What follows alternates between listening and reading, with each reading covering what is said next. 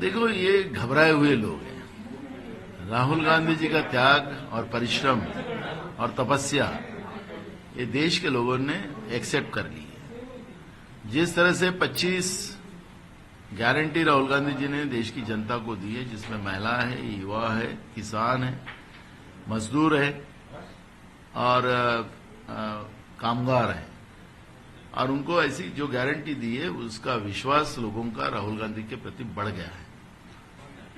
जिस तरह से देश की संवैधानिक और लोकतांत्रिक व्यवस्था को बर्बाद करने का काम नरेंद्र मोदी की सरकार ने गए 10 साल में किया है, इसका भी गुस्सा लोगों में है और राहुल गांधी जी के बारे में प्रेम है, एक समर्पण जनता का है। और आपने देखा होगा कि शिवाजी पार्क की जो सभा थी, लोग खुद पे खुद वहां पर आए, राहुल जी का स्वागत करने के लिए आए, राहुल जी को सुनने के लिए आए।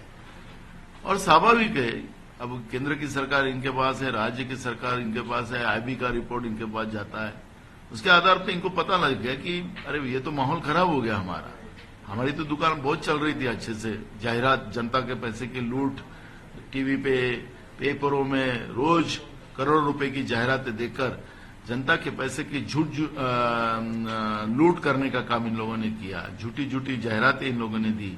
पर एक दिन के राहुल गांधी जी के शिवाजी पार्क के महाराष्ट्र की इस भूमि पर जो सभा हुई, उस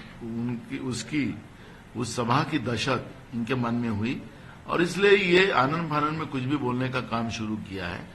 दो मुंह का तो साफ यही लोग है, भ्रष्ट सरकार महाराष्ट्र की, असंवैधानिक सरकार महाराष्ट्र की, इसका तो परिचय देने की गरज नहीं है। और हम नहीं बोल रहे असंवैधानिक सरकार है, माननीय सुप्रीम कोर्ट ने कहा है।